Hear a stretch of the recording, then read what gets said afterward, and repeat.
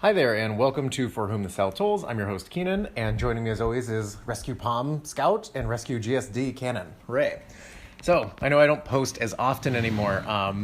Things get busy, it's okay. But I do have a good one for you. I think the title indicates enough that the minute you see this title, you would start to pull one way or another, and that's kind of going to be the discussion of today. What if we DNA sequenced everybody in the country? Everyone. Not only that, but maybe even at regular intervals, right? The point behind asking this question goes into one of my big things that I tell my students, and I ask them and, kind of express to them that this is the role of why I'm teaching this genetics class to you. We need leaders who can reconcile the forces of biology within the legal framework of the world. A good example of how this is not going very well right now is when there are hearings about, big tech giant companies, for example. A lot of the time you have leaders that do not understand the details of what these products are capable of, for example. The same thing I do believe will be coming for biology. The fact that we can sequence so easily now means that more people have access to genetics, but it doesn't necessarily mean that everybody has had the amount of detail that it takes to reconcile some of the key details within the science, which there are many, and trust me, even as somebody who's been within genetics for over a decade now, I think, maybe, I'm not that old, it's still a lot, and it's always evolving. So this question, I asked my students, and a couple of them actually went forward on a larger project for this. The main framework for this project is, imagine that you are an expert witness called before Congress. You are for or against a bill that would have everybody sequenced in the country for about, $30. That equates to about $10.5 billion. That's pretty good. $30 is pretty good genome sequencing, and we're assuming that that's only the exons, right? And we're not going to sequence the entire non-coding, quote-unquote, genome. Now, this is a cancer biology podcast. I'm going to come at it from a very cancer development way. I'm going to say, for example, some of my positives I'm going to start with are obviously going to be, what does this do for disease prediction? Not only cancer, but think about anything, right? So, going from that, quick and dirty, I'm going to go over some of the points that I think are strong on both sides. And in this, hopefully I can kind of either, trigger some thought on your end. I can evaluate any responses I get from you guys too, which I do get a lot, and that's been super fun. I haven't checked the email in forever, sorry. But as you address this question, think about the complexities of it and how would we go about this if the benefit's even worth it, right? Is an opportunity cost of $10.5 billion or more better suited somewhere else, right? So imagine this. We have the sequences of everybody, and all of a sudden we can start harnessing this massive amount of data. What do we start seeing when people that have been sequenced start getting certain types of tumors? Are there certain genes in these people that are, present, certain gene alterations or variations that now it's, we can make a reasonable mathematical assumption. Oh, wow. If you have, let's say, at least 20 of these 100 variants, you have a 90% chance of developing these two types of cancer within the next 15 to 20 years, or let's say by an age range. That's not impossible. The math here is not insubstantial. Now to go to the con side of this, the time thing with prediction, and a con of this bill and any of its predictive time values means that you would have to be sequencing people at fairly regular intervals. And what I mean by that is maybe every 2 to 3 years, right? So that bill's going to keep adding up. That $10.5 billion to get it done once, that's going to be around fairly frequently, right? Another good con here is that we know that DNA is not 100% predictive every single time, right? The math behind the nearly infinity of degrees of interactions between genes, we know that we can only eliminate so much uncertainty, right? But still, the idea that we would have the math to predict when a tumor might show up, and even then, what type of tumor, and even on top of that, how bad of a tumor. And then at that stage, we would have the DNA and the science and the numbers, given that we had everybody's genome, especially in even the tumor genomes of all these people, what drugs and what inhibitors work best for these genetic profiles that look like this? And we'd have such a massive math advantage that you should be able to see specific critical differences between patient groups, right? Now let's go to something a little more recent. Could something like this tell us who responds to certain therapies for COVID? When they get COVID, what is their prognosis, for example? Because as we've learned, as the age of genomics starts coming in, clinical factors about a patient are very, very important. And when they are paired with genomics, it represents one of our best ways to predict and evaluate prognoses for patients. And essentially, if you had a bill like this, would it not be able to say, we can determine a mathematical phenotype of who will live, who will die? And in that phenotype, maybe there's a chance for action, right?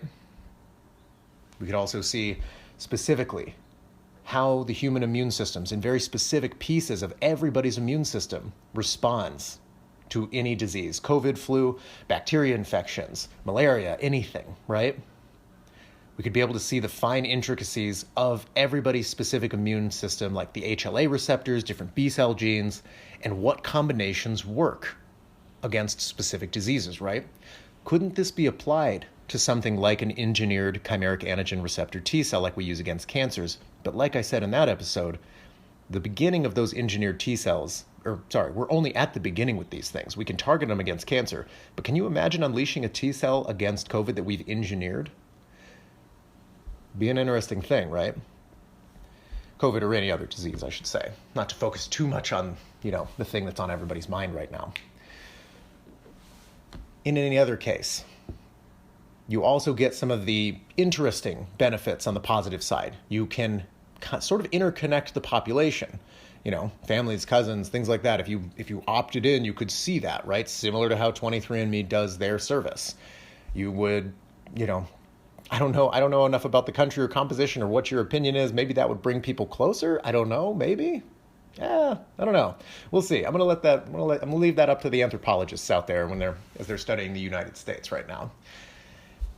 So the other thing, obviously, and this is kind of something we already do with genetic counseling, you would have a very comprehensive profile of potential children, what chances of each trait, things like that. Not each trait, but traits that we can determine a little more confidently by just looking at DNA variations.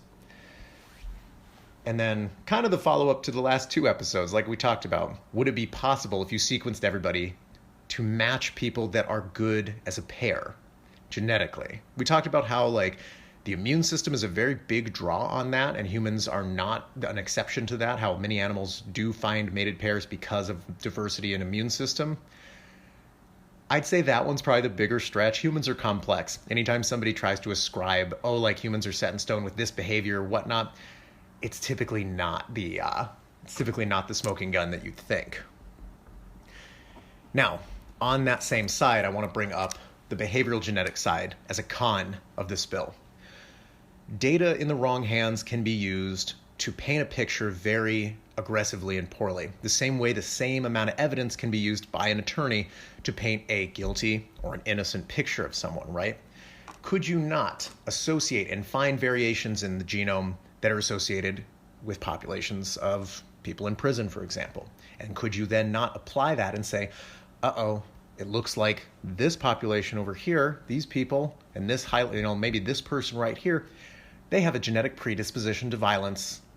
Looks like we're going to have to keep tabs over here. Behavioral genetics, remember, is the one thing that we still, as humans, we have to be very careful with. Humans are one of the most plastic as far as our brains go. We can learn, change, do all kinds of stuff.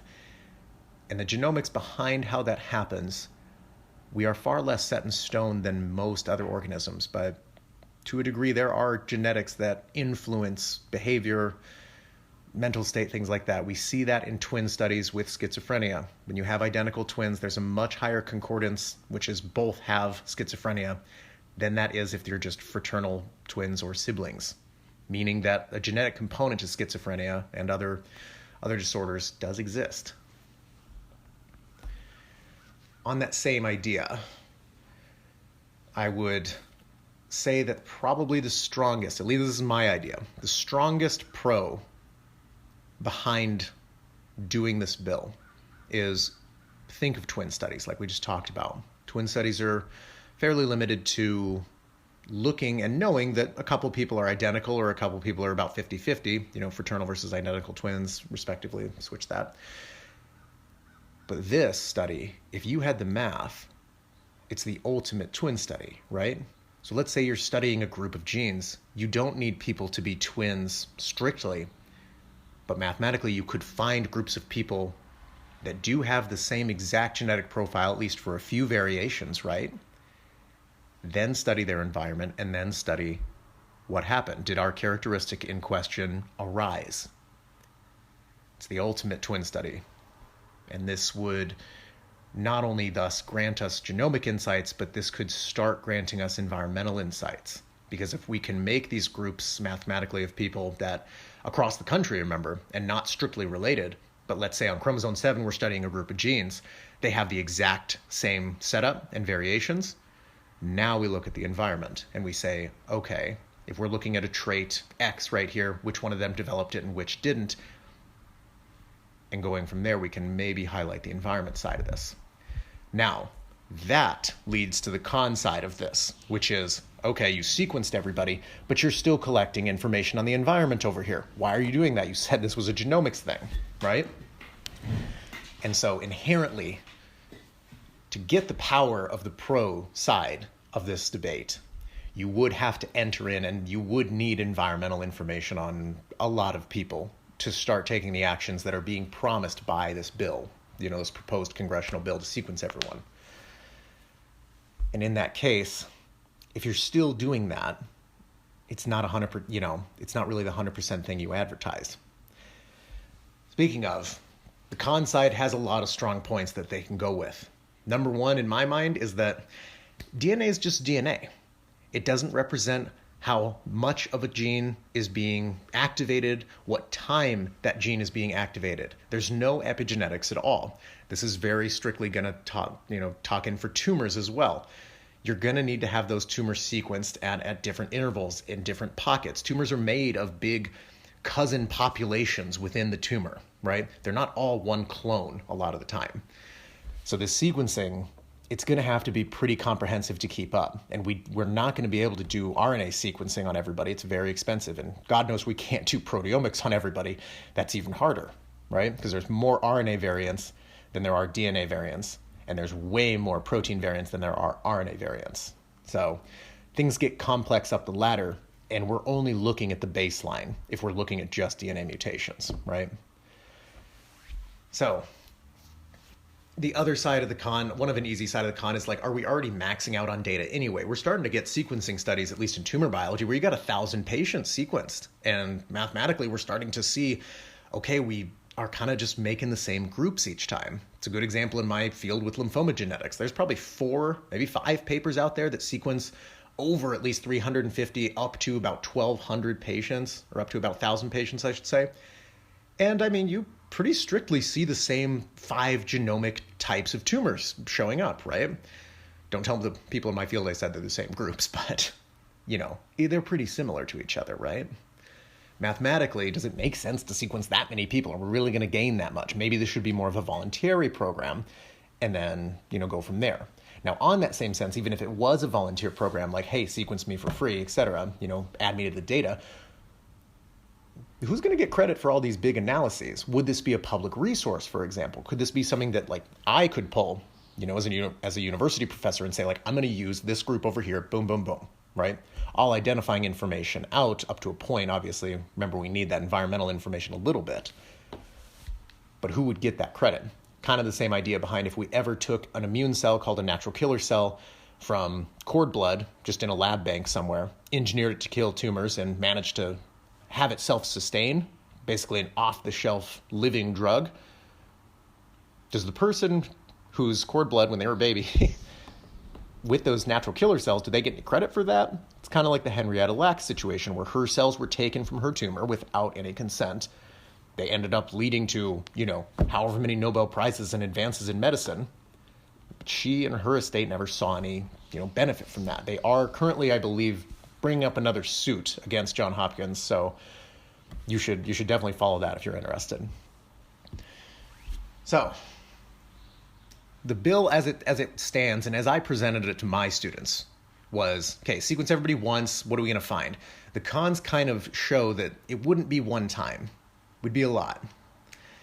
And is this billions of dollar investment, could this be done better? Could you maybe sequence a volunteer targeted population and maybe do more epigenetics, for example, use that money to make better conclusions? Should we focus in on just disease biology, maybe just immune genes, for example, and say, okay, we're going to map the entire immune genome of humans in different, regions, populations, as far as their chromosomes and things like that. There's a lot of different ways that this bill could maybe be changed for the better. Because at its whole, it's very simple. It's just, hey, sequence everybody. And that's why, again, it comes back to that need that we have in the world right now. You need people to be able to see these details before they happen and adjust things like a bill like this, and also communicate that there are benefits to this, even if you are against it, right? There are certain ways that you could modify this bill to make it a very beneficial thing. But in any case, I did want to kind of focus at the end on tumor biology itself, because, and I wouldn't say that I'm a pro for this bill like as it stands, but as a tumor biologist, I mean, man, well, as a self-proclaimed tumor biologist that does tumor research, kind of, I'm not gonna go there if anybody in my field is listening, but I publish. Don't worry, guys. I'm an actual quote unquote scientist. But it would be so interesting to see specifically what triggers of what genes can trigger tumor development, maybe even just as a whole. What is the evolution of a tumor? What are the genes responsible and behind the scenes for an evolution of a very bad tumor, for example? What are those really small things that maybe don't have any action before an actual tumor shows up, but they're doing something in the background for these patients that we've never been able to see because we've never sequenced this many people, right? Could also learn a ton about tumor evolution. I think it would be a framework almost to see, okay, as far as precision medicine goes, what can we do to, this could be the benchmark for that, right? But in any case, it's a very interesting question. I'd love to, I think I'll post this probably a few places. And yeah, it's cool to share your thoughts on it. I think, same thing I tell my students though, if you're an expert witness talking about genomics, don't get lost in the very obvious con that people don't like. It's like, oh, that's going to be invade my privacy, right? Yeah, I mean, remember the government already has quite a bit of info on you already. And you probably give up more valuable info every time you scroll, do anything else on one of the tech giant websites. That being said, it's not like you couldn't defend, if you get a population of people that clearly have a predisposition to an underlying condition, we would probably need protections in the insurance or healthcare, system to protect those patients from being taken action on, right? So can't just say the privacy thing. You also have to say exactly why that's going to be bad. What strictly is going to be a harmful action against somebody because their genome was sequenced and put into this identifying pile, even if their information theoretically was erased or managed correctly. But it's all a good discussion. But I don't focus on that, because I had too many people that were like, oh, it's just evil, that's it. And I was like, well, yeah, I get where you're coming from, but that's not the discussion we're trying to have if you're the expert witness on genomics. So anyway, I thought it was a fun concept. It's something my students really enjoyed, the ones that did it. It was kind of an optional writing type of thing. And yeah, I'd love to know your thoughts. I'll probably do a follow-up on this if I get enough feedback. I always thought this was kind of an interesting question, and I can't remember. It was something I read that had me thinking about it, or maybe it was a paper, a research paper, that I was like, wow, what if we had even more going on here? There's a group at Mayo Clinic that does this for lymphomas, and they have so many people sequenced in their control from 10, 20 years ago, and some of them are now getting lymphoma just by chance. And so all of a sudden we can look back in time and see what their genetics were. I think I've mentioned that on another episode. But in any case, thank you again for listening, and thank you again for understanding that I'm very infrequent about my posting anymore and kind of irregular, but it's still fun, and that's the only reason I ever did the podcast in any case. So I hope you enjoy. Have a good rest of your day. Thank you.